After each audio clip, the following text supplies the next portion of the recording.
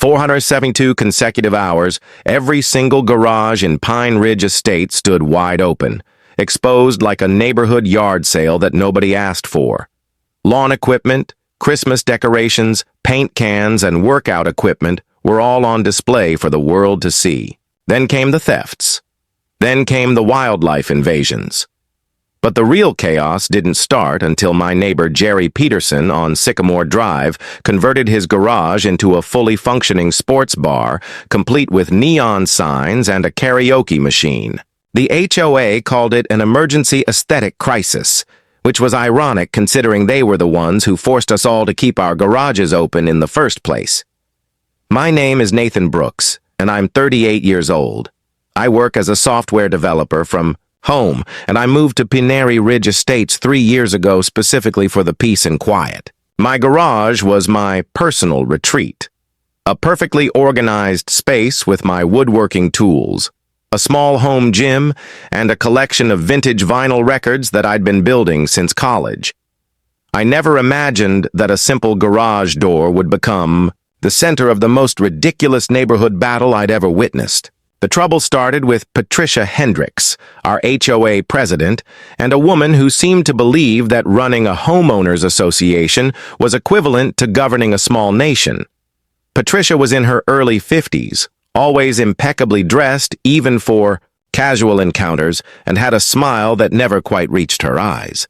She'd been president for 2 years, and in that time she'd implemented rules about everything from the acceptable shade of beige for mailboxes to the maximum height of garden gnomes. At the January board meeting, Patricia unveiled what she called the Transparency Initiative. All garages must remain open during daylight hours from 8 a.m. to 6 p.m., 7 days a week, no exceptions.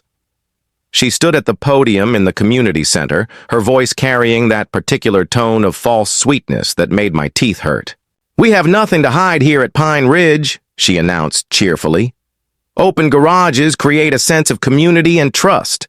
Closed garages suggest secrecy and antisocial behavior. This new rule will bring us all closer together as neighbors." I raised my hand immediately.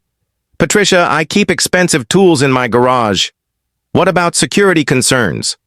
She waved dismissively. "That's what insurance is for, Mr. Brooks. Besides, a truly harmonious neighborhood doesn't have theft problems. If we all follow the rules, there's nothing to worry about." The rule went into effect the following Monday morning. Patricia herself patrolled the neighborhood with her clipboard and a roll of neon orange violation stickers. If your garage door was closed, even for 5 minutes during the designated hours, you'd find one of those stickers on your front door with a $50 fine attached. She called them friendly compliance reminders, but there was nothing friendly about them. By Wednesday, the problems had already started. Tom Wilson's mountain bike disappeared from his open garage while he was at work. Sarah Mitchell's cat got into 3 different garages and knocked over paint cans in each one. A family of raccoons took up residence in the Johnson's stored camping gear. I tried reasoning with Patricia one more time when I caught her doing her rounds Thursday morning. "Patricia, this is getting out of hand. People are losing property. Animals are getting in, and it's supposed to rain this weekend. Surely we can reconsider this policy." She looked at me with that plastic smile of hers. "Mr. Brooks, leadership requires making tough decisions. We all must sacrifice for the greater good of Pine Ridge Estates. Your little inconveniences pale in comparison to the community building we're achieving. Besides," she added with a gleam in her eye, "non-compliance will result in escalating fines. Second offense is $100. Third offense is $200 plus a formal hearing." That evening, I noticed something interesting. While doing my evening jog, I passed Patricia's house on Elm Street.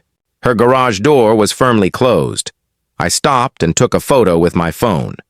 The timestamp clearly showed 5:30 p.m. well within the mandatory open hours.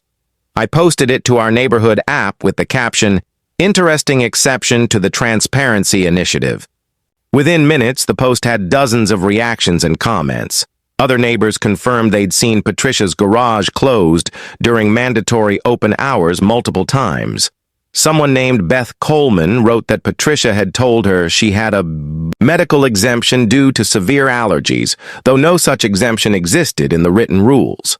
Friday morning arrived with Patricia knocking on my door at 7:55 a.m.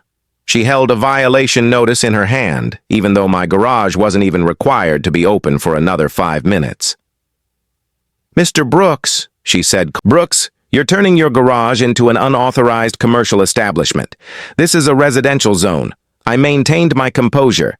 Patricia, I'm not selling anything. I'm simply socializing with neighbors in my own garage, which you've mandated must remain open.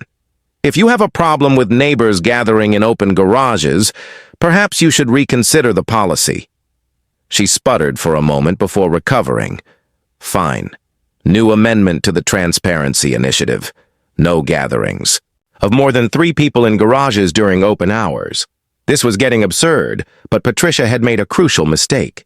She'd put the amendment in writing without calling a proper board vote, which violated the HOA bylaws. I knew this because I'd spent Friday night reading through our entire HOA charter. I also discovered something else interesting. Board members who violated HOA rules faced double penalties, and there was a provision for removing board members who showed selective enforcement of rules. I started documenting everything meticulously. Photos of Patricia's closed garage, timestamps, witness statements from neighbors, copies of all her violations notices, and most importantly, video evidence. Sunday arrived with unexpected drama. During the mandatory open hours, a group of teenagers on skateboards rolled through the neighborhood. They grabbed several items from open garages, including Tom Wilson's new drill set and, ironically, Patricia's custom garden statues that she'd left just inside her garage after briefly opening it for appearance's sake. The police were called.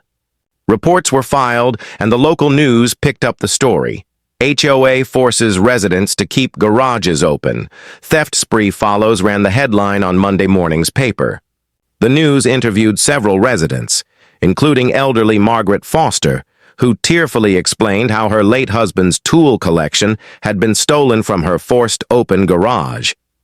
Patricia called an emergency HOA meeting for Monday evening. She stood at the podium, visibly flustered, but trying to maintain control. "The recent incidents are unfortunate," she began, "but they're the result of a few bad actors, not the policy itself. We simply need to add security patrols during open garage hours. The additional cost will only be $300 per household per year." The room erupted in angry voices. I stood up holding a thick folder of documentation. "Patricia, before we discuss adding costs, I think the board needs to address the selective enforcement of current rules."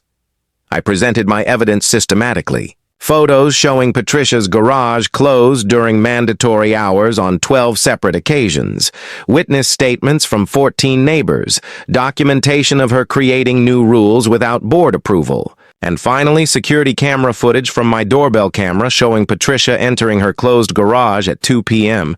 the previous Tuesday, staying inside for an hour with the door shut.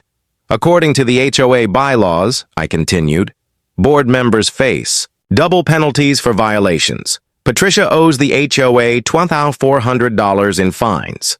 Furthermore, selective enforcement is grounds for immediate removal from the board. Patricia's face went from red to white. She tried to speak, but no words came out. Another board member, Robert Chen, who'd always seemed uncomfortable with Patricia's rules, spoke up. I motioned to vote on the immediate reversal of the Transparency Initiative and to discuss Patricia's violations. The motion was seconded instantly. The vote was unanimous. Even the other board members who'd arrived with Patricia voted against her. But we weren't done. I'd consulted with a lawyer friend over the weekend, and he'd informed me that forcing residents to keep property open against their will, resulting in theft, could constitute gross negligence.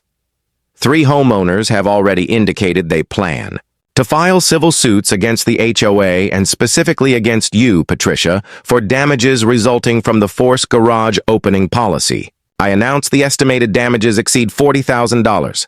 Additionally, creating and enforcing unauthorized rules constitutes breach of fiduciary duty. Patricia's hands were shaking now. The room had gone completely silent, except for the sound of her heavy breathing. Robert Chen cleared his throat. Patricia, in light of these violations and potential legal liabilities, I motion for your immediate removal as HOA president and board member. The vote was swift and unanimous. Patricia stood frozen at the podium as Robert formally announced her removal. "You can't do this," she whispered, then louder. "You can't do this. I've done everything for this neighborhood. I've maintained standards. I've kept property values high. This is a witch hunt." She grabbed her clipboard and papers, knocking over a water pitcher in the process. As she stormed toward the exit, Robert called out one more thing.